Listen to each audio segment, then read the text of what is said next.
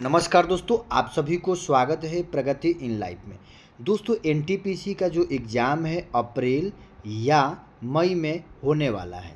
तो दोस्तों, जो पिछला बार एग्ज़ाम हुआ था 2019 का, स्नातक और गैर स्नातक स्तरीय का, तो दोस्तों ये जो है सबसे पहले आपको सीबीटी 1 का एग्ज़ाम हुआ। तो सीबीटी 1 में किस प्रकार के क्वेश्चन पूछा गया है, ये प्रीवियस ईयर का क्वेश्चन है 8/4/2021 का।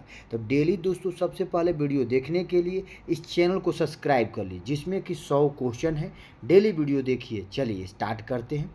पहला क्वेश्चन है, यदि सिंप्लीफिकेशन यानी सरल कीजिए। कहते हैं कि 1.45 के ऊपर रेकरिंग प्लस 0.312 के ऊपर रेकरिंग माइनस ये दिया गया है। तो दोस्तों हल कीजिएगा, क्योंकि इस प्रकार के क्वेश्चन पूछा गया है। देख लीजिए, ऑप्शन नंबर सी इसका करेक्ट आंसर आ जाएगा।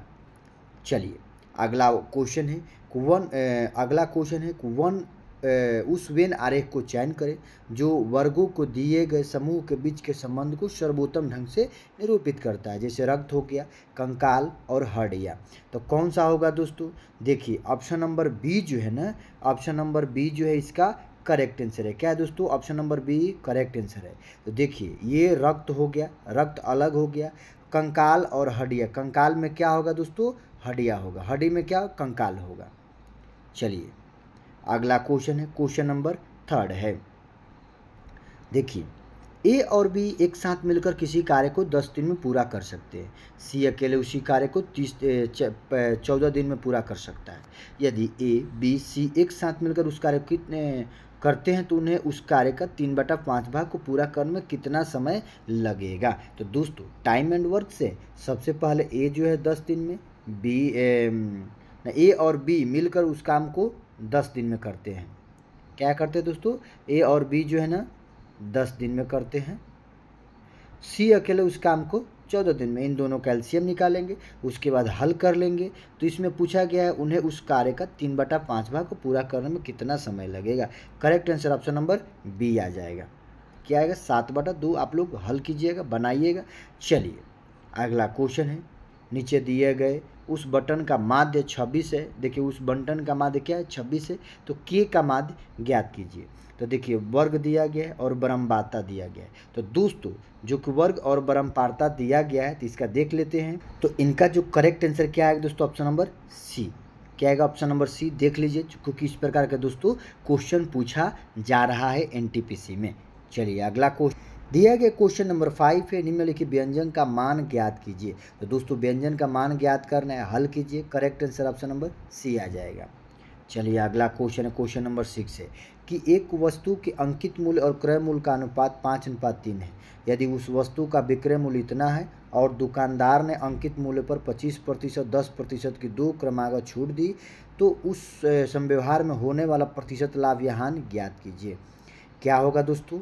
देख लीजिए, अंकित और क्रय मूल्य का अनुपात है, विक्रय मूल्य का रुपये इतना है, दुकानदार ने अंकित मूल्य पर 25% और 10% की 2 क्रमागत छूट दी है।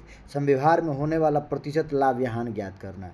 ऑप्शन नंबर ए इसका करेक्ट आंसर, यानी 12.5% का लाभ हुआ। चलिए बनाइएगा। अगला क्वेश्चन है, इनमें से किसे भारत सरकार का पहला विधि अधिकारी माना जाता है? तो अटॉर्नी जनरल को। ऑप्शन नंबर ए इसका करेक्ट आंसर है, जो कि भारतीय संविधान के अनुच्छेद 76(1) के अनुसार इसकी नियुक्ति राष्ट्रपति द्वारा की जाती है। चलिए अगला क्वेश्चन है कि एम.एस. स्वामीनाथन भारत में हुई इनमें से किस आर्थिक क्रांति से संबंधित है? तो दोस्तों एम.एस. स्वामीनाथन भारत में हुई इनमें से किस आर्थिक क्रांति से? ऑप्शन नंबर बी हरित क्रांति से। क्या है? हरित क्रांति से। चलिए अगला देखिए, श्वेत क्रांति जो है ना, श्वेत क्रांति का जनक डॉक्टर वर्गीज कुरियन है, जो कि श्वेत क्रांति का संबंध किससे है दोस्तों? दूध से है। गुलाबी क्रांति का संबंध प्याज और झींगा मछली के उत्पादन से है। पीली क्रांति का संबंध तिलहन से है। तो आप लोग देख लीजिए। अगला क्वेश्चन दिया गया, नीचे दिए गए पैटर्न का ध्यानपूर्वक अध्ययन करें और उस संख्या का चयन करें जो इनमें से प्रश्न चिन्ह के स्थान पर आ सकती है। तो ऑप्शन नंबर सी इसका जो है ना दोस्तों करेक्ट आंसर है। सबसे पहले आप लोग देख लीजिए क्वेश्चन मार्क के स्थान पर क्या आएगा? क्या आएगा? 13 आएगा दोस्तों। चलिए बनाइएगा। अगला क्वेश्चन देख लेते हैं, जिसमें कि कथन और धारणा दिया गया है। कथन है, विकांश आज अपने गणित के सवालों को हल नहीं कर सकता क्योंकि गावस्कर स्कूल में अनुपस्थित है। धारणा में क्या है, सामान्यतः विकास अपने गणित के सवाल स्वयं हल कर सकता है। एम गावस्कर गणित के सवाल को हल करने में विकास की मदद करता है। तो कौन सा दोस्तों धारणा सही है? ऑप्शन नंबर 1 है, केवल धारणा 1 एल निहित है, केवल धारणा एम निहित है, दोनों धारणा निहित है, या तो धारणा 1 और या एल तथा एम निहित है। तो ऑप्शन नंबर इसका बी करेक्ट आंसर है। क्या है ऑप्शन नंबर बी कि केवल धारणा एम निहित है। चलिए अगला क्वेश्चन है दोस्तों, ये जो है ना क्वेश्चन 11 नंबर, ये हर एग्जाम में दोस्तों इस प्रकार के क्वेश्चन पूछा गया है। 7.16 घंटों को घंटे, मिनट और सेकंड में लिखिए। तो दोस्तों इसका जो करेक्ट आंसर क्या आएगा? Option number C. तो सबसे पहले दोस्तों ये हो जाएगा 7.16 है। क्या है? तो 7 क्या हो गया? घंटा हो गया, 7 घंटा हो गया। उसके बाद ये जो है ना पॉइंट 16 है, तो 16 में 60 से गुना कर देंगे, क्या हो जाएगा? मिनट में बदल जाएगा। कितना आ जाएगा? 9.6 आ जाएगा। उसके बाद दोस्तों ये जो है 6 है ना, इसमें 60 से गुना कर देंगे, कितना हो जाएगा? 60 से गुना कर देंगे तो आ जाएगा 7 घंटा 9 minute 36 second. Option number C इसका करेक्ट आंसर है। तो दोस्तों आप लोग देख लीजिए, क्योंकि इस प्रकार का क्वेश्चन ये पूछा जा रहा है, हर एग्जाम में पूछा जा रहा है। देख लीजिए किस प्रकार ये बन रहा है। अगला क्वेश्चन है, नीचे दिए गए पैटर्न को ध्यानपूर्वक अध्ययन करें और विकल्प का चयन करें जो कि क्वेश्चन मार्क का स्थान पर क्या आएगा। तो ऑप्शन नंबर सी इसका करेक्ट आंसर है। 2 4 9 है, बीच में 5 है, तो आपको बताना है बीच में क्या आएगा दोस्तों, हल कीजिएगा। Correct answer. चलिए रजत क्रांति का संबंध किससे? निम्नलिखित में देखिए रजत क्रांति का संबंध इनमें से किससे संबंधित है? ऑप्शन देखते हैं। चलिए ऑप्शन नंबर ए यानी रजत क्रांति का संबंध किससे? अंडे से है।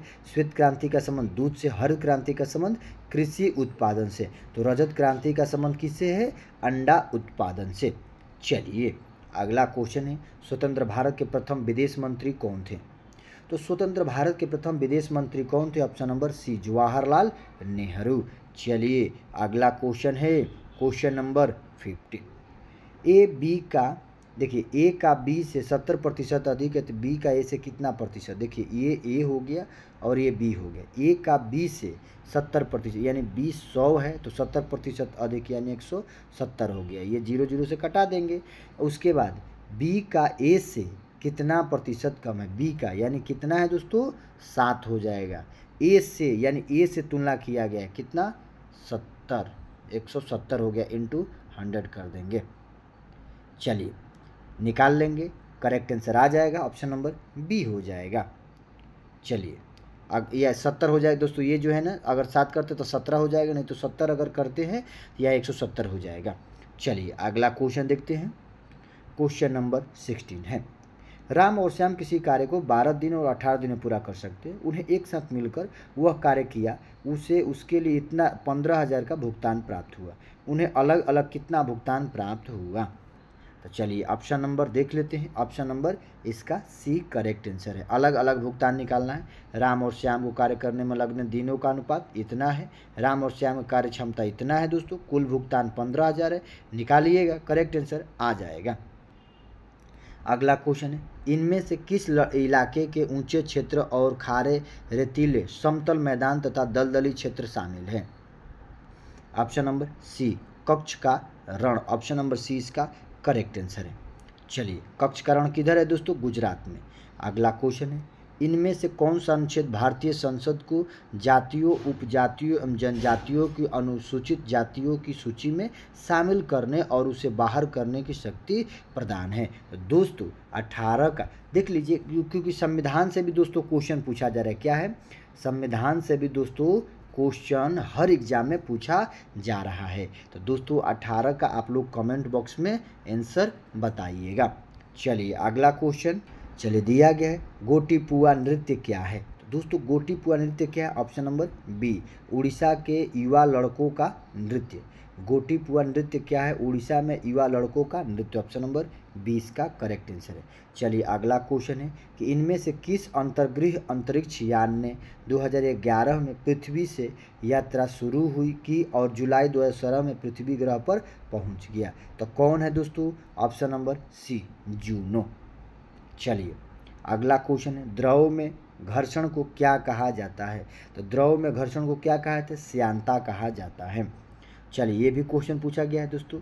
अगला क्वेश्चन है, इनमें से किस राज्य को अनुच्छेद 371 के तहत विशेष दर्जा प्रदान किया गया है?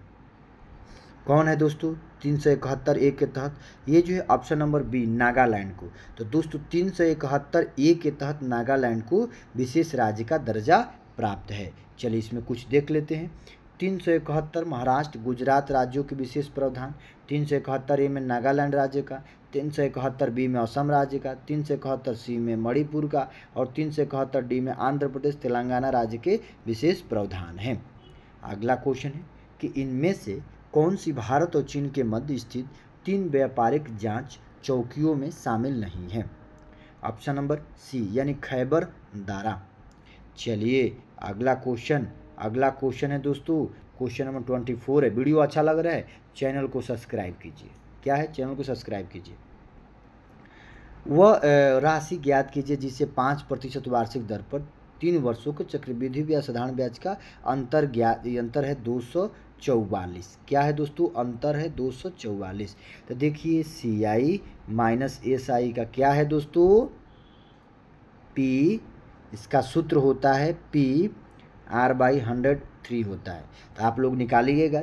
ये CI और SI का अंतर दिया गया है। तो दोस्तों CI और SI का अंतर, इसका कमेंट बॉक्स में आंसर बताइए क्योंकि CI SI से क्वेश्चन भी पूछा जा रहा है।